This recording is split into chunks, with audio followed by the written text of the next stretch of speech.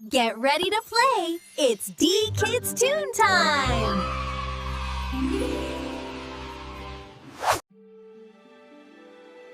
एक समय की बात है, एक विदुर था जिसकी एक सुंदर और दयालु बेटी थी। एक दिन उसने दोबारा शादी करने का फैसला किया, लेकिन उसने एक दुष्ट और स्वार्थी महिला से शादी कर ली जिसकी 2 बेटियां थीं।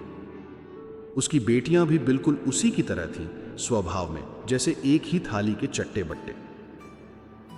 शादी के बाद सौतेली मां ने जल्दी ही अपना बुरा स्वभाव दिखा दिया।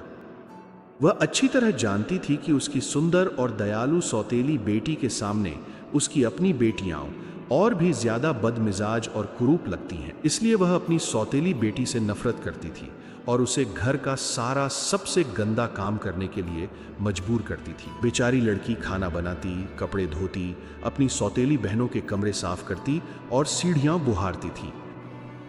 वह खुद अटारी में एक संकरी और अंधेरी कोठरी में रहती थी। वह अपने सीधे साधे पिता के लिए बहुत दुखी रहती थी, जिसे उसकी नई पत्नी बहुत सताती थी। हर कोई उस लड़की को सिंड्रेला कहकर बुलाता था, लेकिन सिंड्रेला अपनी फटी पुरानी पोशाक में भी अपनी बहनों से 100 गुना ज्यादा सुंदर थी, जबकि वे महंगे सोने की कढ़ाई वाले कपड़े पहनती थी।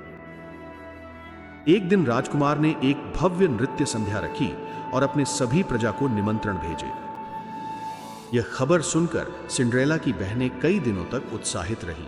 उन्होंने इस खास मौके के लिए खरीदी गई नई पोशाकें पहनकर देखी।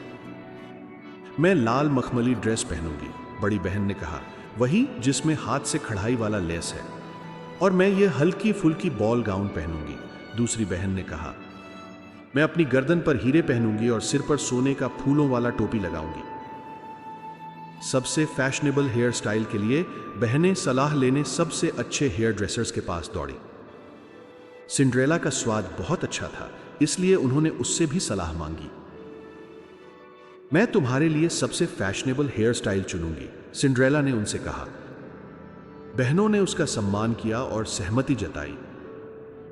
जब सिंड्रेला उनकी हेयर स्टाइल बना रही थी, बहनों ने उससे पूछा, सिंड्रेला, क्या तुम बॉल में आना चाहोगी? मुझे डर है कि वे मुझे बॉल में जाने नहीं देंगे, सिंड्रेला ने जवाब दिया। बिल्कुल सही, तुम्हारे बॉल में जाने की कल्पना मात्र से ही हमें हंसी आ जाती है। कोई और लड़की ऐसी मजाक उड़ाने पर बदला लेती और उनकी हेयर स्टाइल को भूसे के ढेर जैसा बना देती, लेकिन सिंड्रेला ने बहनों के बालों को बिल्कुल परफेक्ट तरीके से संवारा। वे बहुत खुश थी। वे आईने के सामने बार बार घूमती रहीं, यहां तक कि खाना खाना भी भूल गई। आखिरकार वे बॉल के लिए निकलने को तैयार हो गई। सिंड्रेला ने उन्हें दरवाजे तक छोड़ने गई। अकेली रह गई सिंड्रेला की आंखों से आंसू बहने लगे। उसी समय सिंड्रेला की परी गॉड मदर यह देखने आई कि उसकी गॉड डॉटर क्यों रो रही है। ओह, काश मैं भी बॉल में जा पाती, सिंड्रेला ने रोते हुए कहा। जो कुछ मैं कहूं वह सब करो, फिर देखेंगे, परी गॉड मदर ने कहा। मुझे बगीचे से एक बड़ा कद्दू लाकर दो। सिंड्रेला बगीचे की ओर दौड़ी और सबसे बड़ा कद्दू ले आई। परी गॉड मदर ने कद्दू को खोखला किया, फिर अपनी जादुई छड़ी से उसे छुआ और पल भर में वह एक शानदार सुनहरा रथ बन गया। फिर उसने चूहेदानी से 6 छोटे चूहों को आजाद किया। उसने अपनी जादुई छड़ी से उन्हें छुआ और वे 6 घोड़ों में बदल गए। अब बस एक सारथी की कमी थी। क्या एक चूहा चलेगा? सिंड्रेला ने पूछा। बिल्कुल, उसकी गॉड मदर ने जवाब दिया। सिंड्रेला एक चूहेदानी ले आई। परी गॉड मदर ने सबसे लंबी मूंछों वाले चूहे को चुना और उसे एक गर्वित गोल मटोल सारथी में बदल दिया। फिर उसने सिंड्रेला से कहा, बगीचे के फाटक के पास 6 छिपकलियां बैठी हैं, उन्हें मेरे पास ले आओ। सिंड्रेला ने तुरंत आज्ञा मानी। परी गॉड मदर ने उन छिपकलियों को नौकरों में बदल दिया और उन्हें बग्घी के दोनों ओर खड़ा कर दिया। अब तुम महफिल में जा सकती हो, परी गॉड मदर ने कहा। क्या तुम खुश हो? बिल्कुल, सिंड्रेला ने जवाब दिया। उसका चेहरा खुशी से चमक उठा। लेकिन क्या मैं ऐसे चिथड़ों में जा सकती हूं? परी गॉड मदर ने अपनी छड़ी घुमाई और सिंड्रेला के चिथड़े सोने चांदी से खड़े हुए कीमती कपड़ों में बदल गए और उसकी लकड़ी की खड़ाऊं क्रिस्टल के जूते बन गईं, जो बॉलरूम डांस के लिए बिल्कुल उपयुक्त थीं।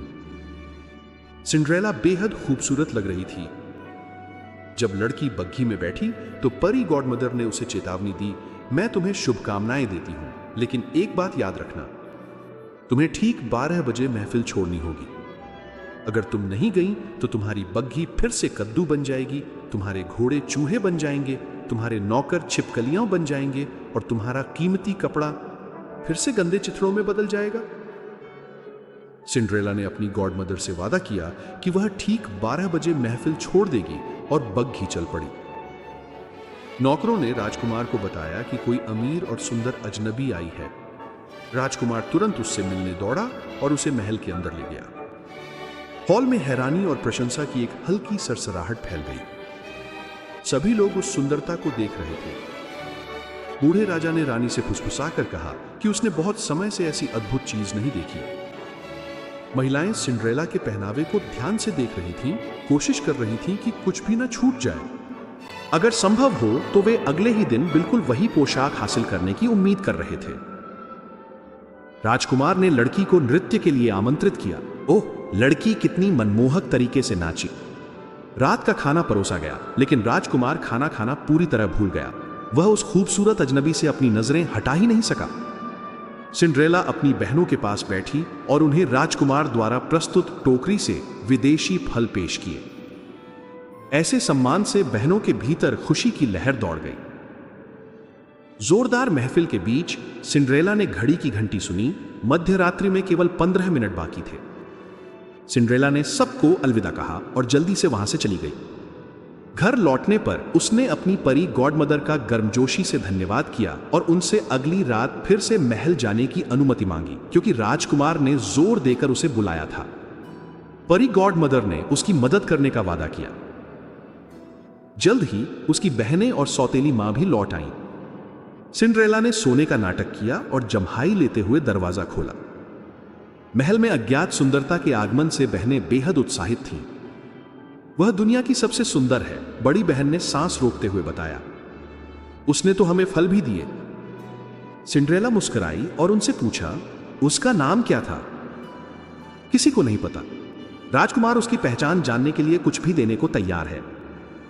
काश मैं भी उसे देख पाती। क्या तुम मुझे अपनी पुरानी ड्रेस दे सकती हो ताकि मैं भी महल जा सकूं? सिंड्रेला ने पूछा।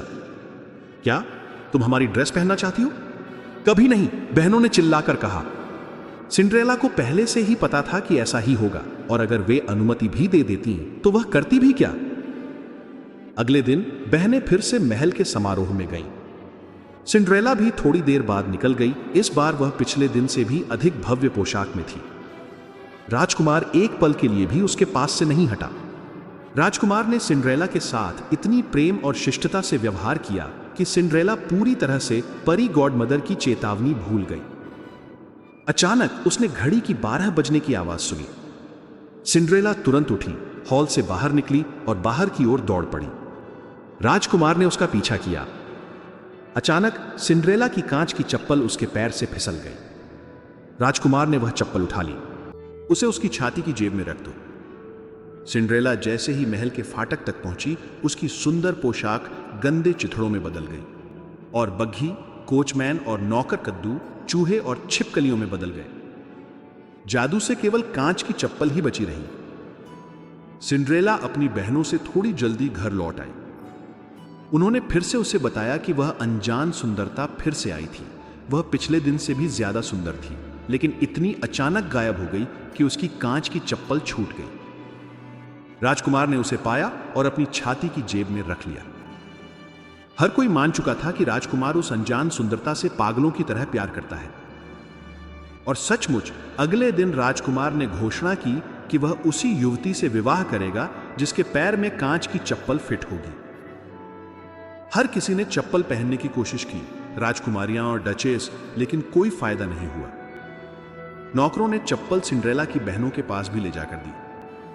उन्होंने पूरी ताकत से चप्पल पहनने की कोशिश की, लेकिन सब बेकार था। फिर सिंड्रेला ने पूछा, क्या मैं भी इसे पहनकर देख सकती हूं? बहनें जोर जोर से हंस पड़ी, लेकिन राजा के सेवक ने जवाब दिया, मुझे आदेश मिला है कि मैं राज्य की हर युवती को बिना किसी अपवाद के यह चप्पल पहनाकर देखूं। चप्पल सिंड्रेला के पैर में बिल्कुल फिट आई, जैसे वह उसी के लिए बनाई गई हो।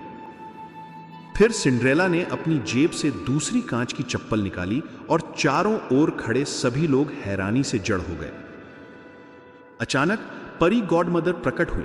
उन्होंने अपनी जादुई छड़ी से सिंड्रेला को छुआ और उसे भव्य वस्त्रों में सजी एक सुंदर युवती में बदल दिया।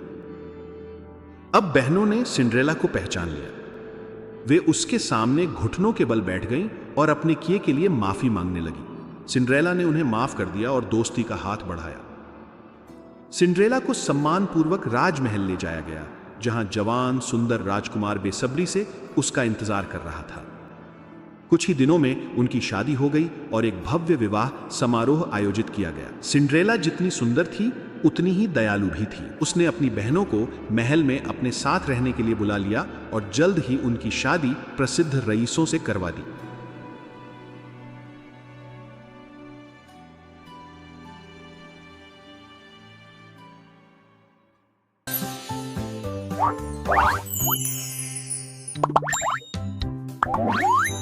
What?